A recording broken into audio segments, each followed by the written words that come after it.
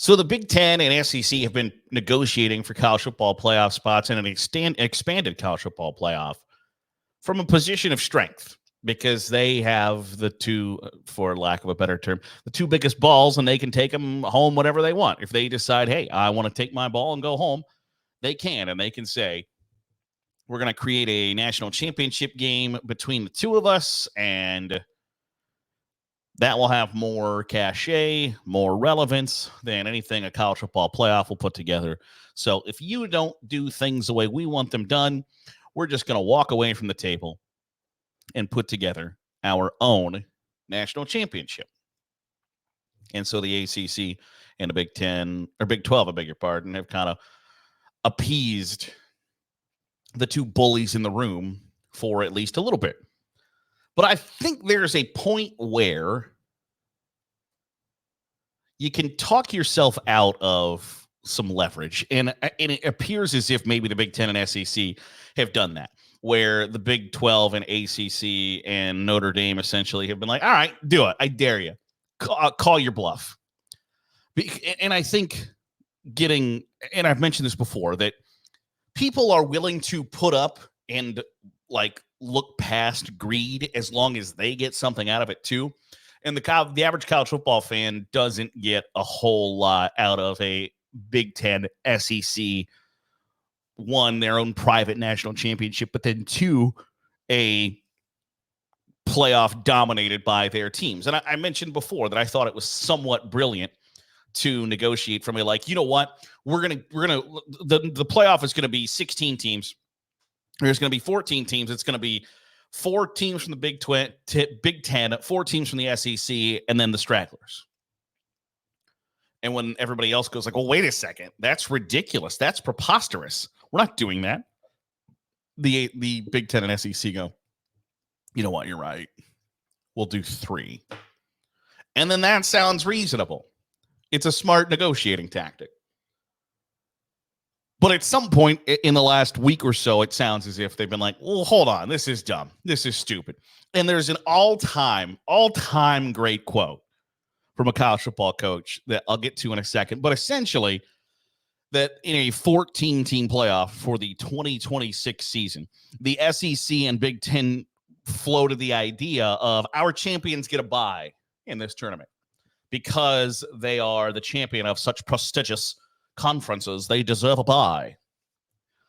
And the ACC and SEC were like, well, wait a second. That sounds kind of dumb as hell. Why would I agree to that? So they're not agreeing to that.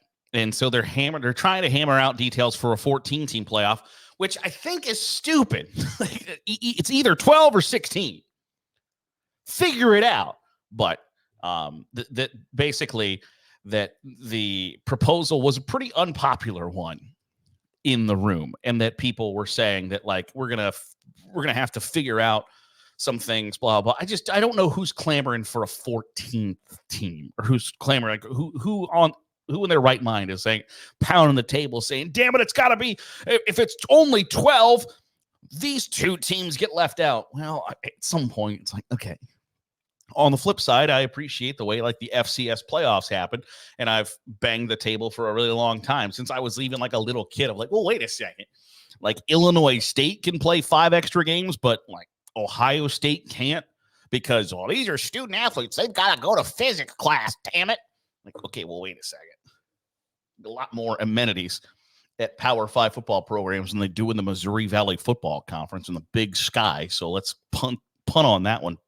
But nonetheless, I think 16, if you're going to do 12 or 16, I don't think there's a stop-off point at that place. For instance, the NCAA women's hockey tournament is 11 teams, which is a dumb number, but it's 25% of the teams that play NCAA Division I women's hockey. So, and that's proportional to what the men have. Therefore, it's 11, which is a stupid number. But nonetheless, I don't think anybody's clamoring for 14. It's either 12 or 16. There are people who would argue that 8. There are others that would say, hell, expanding past 4 is too much, but that's neither here nor there. I think, by the way, in my perfect scenario, I would guess that 16 teams and then a BCS where you don't like you can marry those two systems, right? Where the computers spit out who are the 16 best teams, and maybe not 16 best teams as much as it's like 6 conference champions, because if you're going to go to 16, I don't think it hurts anything to have a second group of 5 nonetheless. 6 conference champions, 10 at large, BCS decides, so you don't have a committee with like John Urschel, Condoleezza Rice, and some like 4-star general telling you who the best teams in college football are. To hell with that. Let's let a computer do it. Like if we're going to let AI run our lives completely in every other aspect of the planet, why not do college football? Nonetheless, I think the Big Ten and SEC can overplay their hand here a little bit, to the point where everybody else is like giving you double birds as you walk out the room. Like, okay, fine, go do that. If you think you got so much leverage that we just have to bow to your every need, then go ahead and do it. But there is a quote from TCU head coach Sonny Dykes that is the perfect encapsulation of the entire situation. He told ESPN's Heather Dinich last week that when the SEC and Big Ten proposed our champions in the 14-team playoff, which currently doesn't exist, our champions will be the 2 schools that get buys. So everybody else will play that first weekend.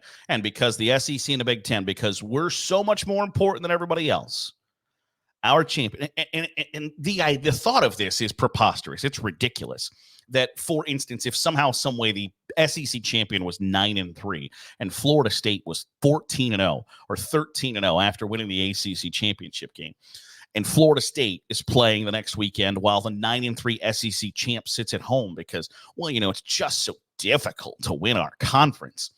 It's stupid. It's unbelievably unreasonable. And so I appreciate the pushback. But Sonny Dykes said automatic first-round buys for the Big Ten and SEC is like the NFL saying the Cowboys get a first-round buy since they have more fans than the Bengals. How preposterous is that? And great, fantastic use of the word preposterous. It is the perfect use of the word, because it truly is ridiculous. There is a difference between negotiating from a position of strength, like the SEC and Big Ten are doing, because they do have that card in their back pocket. If they do want to do that, they can say, to hell with the college football playoff, we're going to put together a singular bowl, probably the Rose Bowl, that's going to say this champion versus that champion, winner take all, and we're going to call it the national championship. And if that's going to have more cachet, or it's going to have more importance than a college football playoff that's filled with the ACC, Big 12, and Notre Dame. In this scenario, I imagine Notre Dame just joins the Big 10, so they have access to win the national championship. But does the Big 10 versus SEC title game, does that matter more than the college football playoff? Yes, but I don't want to see a fractured... I don't want this to be 1950s NCAA. It's like, well, actually, the National Invitational Tournament was more important and had more importance than the NCAA tournament did. I don't want to be in that world, because I think that's stupid. And at a time where it was like college football is sort of building up here, where it's kind of avoiding its regionality, it's working back towards going back to being regional. And it sucks when you love the sport and you want other people to love, appreciate, and enjoy the things that you love, appreciate, and enjoy.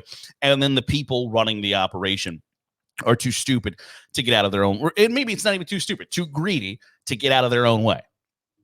There is a difference between negotiating from a position of strength and negotiating like a bleeping idiot.